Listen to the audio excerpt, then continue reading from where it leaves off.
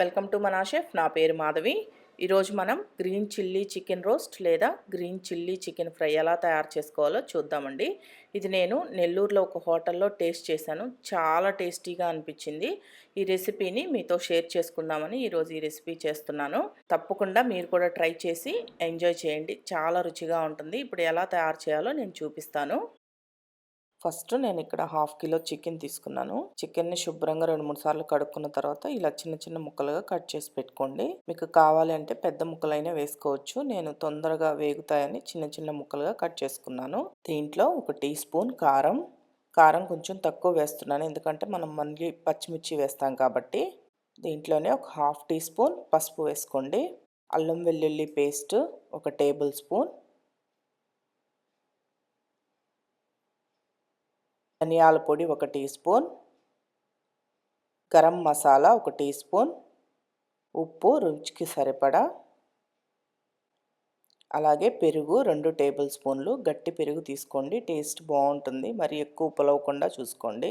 దీంట్లోనే ఒక చిటికెడు ఫుడ్ కలర్ యాడ్ చేస్తున్నాను. ఫుడ్ కలర్ హెల్త్కి అంత మంచిది కాదు కాబట్టి మీరు ఇంట్లో చేసుకునే పని అయితే వేసుకోవద్దు. చూడటానికి కలర్ బాగుంటుంది కదా అని వేశాను. ఇది మొత్తం వేసుకొని బాగా కలపండి. చికెన్ ముక్కలకి మసాలా మొత్తం బాగా పట్టాలి. ఇలా మొత్తం బాగా కలుపుకున్న తర్వాత ఒక అరగంట పక్కన పెట్టేసేయండి మూత పెట్టి.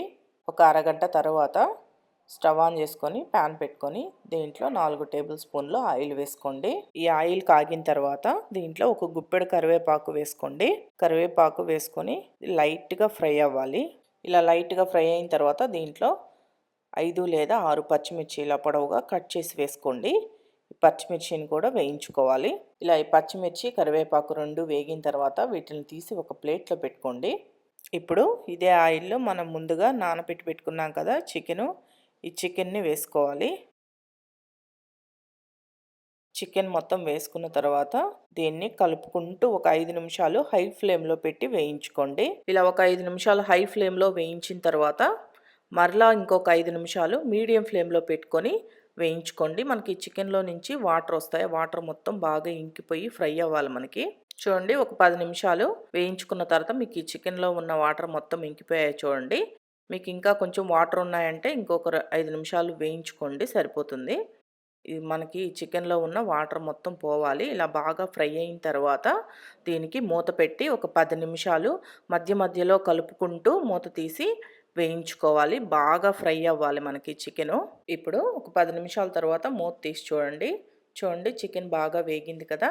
మీరు మధ్య మధ్యలో కలిపెట్టడం మటుకు మర్చిపోవద్దు, ఎందుకంటే ఒకటే సైడ్ ఉంచి మూత పెట్టేసామంటే మనకి అడుగున చికెన్ బాగా ఫ్రై అవుతుంది, పైన సరిగా వేగదు. అందుకని మధ్య మధ్యలో కలిపెట్టుకుంటూ వేయించుకోవాలి.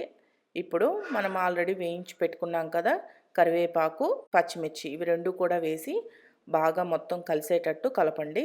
ఈ రెండిటి వల్లే చికెన్ ఫ్లేవర్ చాలా బాగుంటుంది. ఇలా మొత్తం కలుపుకున్న తర్వాత మూత పెట్టి స్టవ్ ఆఫ్ చేసేసి 2 నిమిషాలు ఇలాగే వదిలేసేయండి. అలా వదిలేయడం వల్ల మనకి ఈ పచ్చిమిర్చి కరివేపాకు ఫ్లేవర్ చికెన్కి బాగా పడుతుంది. ఒక 2 నిమిషాల తర్వాత మూత తీసి సర్వ్ చేసుకుంటే సరిపోతుంది. పప్పుచారు, రసం ఇలాంటి వాటిలోకి సైడ్ డిష్గా చాలా బాగుంటుంది.